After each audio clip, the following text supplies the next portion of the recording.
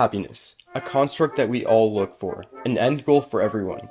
I mean, just think about it. Everyone wants to grow old and be happy. But what even is happiness? How do you know when you have it? And why do so many people set their eyes on this treasure? It would be helpful to have a set definition on happiness. Well, happiness is defined as the state of being happy. But can someone have happiness even if they have sad moments? Obviously they can, but this contradicts the original definition of happiness. You see, there is a division created by this definition that is divided between Western cultures and Eastern cultures. Two types of society that have completely different outlooks on happiness. What's even crazier is that simply by having different definitions of this one word, it is leading both of these societies in completely different directions. And as long as the ignorance on the subject continues to happen, then the division between these two societies will grow larger and larger. So it is vital that we accept how these two cultures differ, with this one single word. So what you first have to understand is how these differences are affecting each culture. Cases of mood disorders are much less common in China than they are in the United States. It was found that 20% of people in the United States will at some point in their life go through a depressive episode, while that same statistic in China is only 2%. That's of course not saying that people in China are happier than people in the United States, as there have been many subjective well-being studies that rate the United States and many Western countries over China and many Eastern countries. This paradox has perplexed people for a long time, but it seems that the answer lies in each culture's fundamental beliefs about happiness. Would you say you have happiness?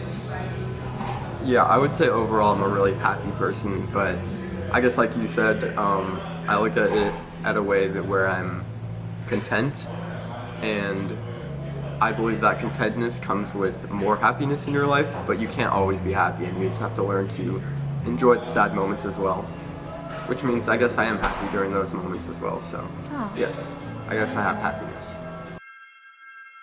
Let's start with the West. We see the world in a very analytical way. We divide everything into mutually exclusive categories, which pretty much just means that we think of things to be in terms of one or the other. Let me give you an example. In most movies, there is a clear distinction between the good guy and the bad guy. The good guy can only be good, and the bad guy can only be bad. Each one of these different characters has that one singular character trait that's either good or bad. And this is what I mean by this analytical worldview. Everything is good or bad, black or white, right or not right. This same sort of philosophy can be applied to how we see and teach our history. When we're taught about wars, there is a clear distinction between which country was in the right and which country was in the wrong. Even though it's very likely that both countries had some causes that were right and some causes that were wrong. On the contrary, people in the East tend to view the world in a more holistic fashion. They expect opposites to exist at the same time. This is shown by the yin-yang sign that shows that there is darkness in light and light in darkness. So how does this relate to emotion? Well, while Westerners believe that happiness and sadness are opposites, Easterners believe that happiness and sadness can coexist. While many people in the West will do anything to avoid feelings of sadness, people in the East feel that there's a little bit of sadness in happiness and a little bit of happiness in sadness. This is why people in the West tend to be overall happier but have a wider spectrum when it comes to mood disorders. It is a more holistic approach towards emotions. As to where emotions come from, Westerners believe that emotions arise from within them. They see emotions as part of their identity and feel the need to disassociate themselves from any negative emotions because they fear that it will become part of their identity. While the more holistic approach towards this is that emotions arise from the situation that you are in. So, while Westerners are trying to fix themselves to get rid of any negative emotion, Easterners are trying to change the situation that they are in, and they're taking actionable steps to get rid of an emotion that they want to get rid of. Alrighty, so about to meet up with a friend. I think she has pretty good views on happiness, and I'm just gonna ask her for her thoughts on this subject. Really excited. What would you say is your definition on happiness? My definition of happiness. Being able to have the freedom,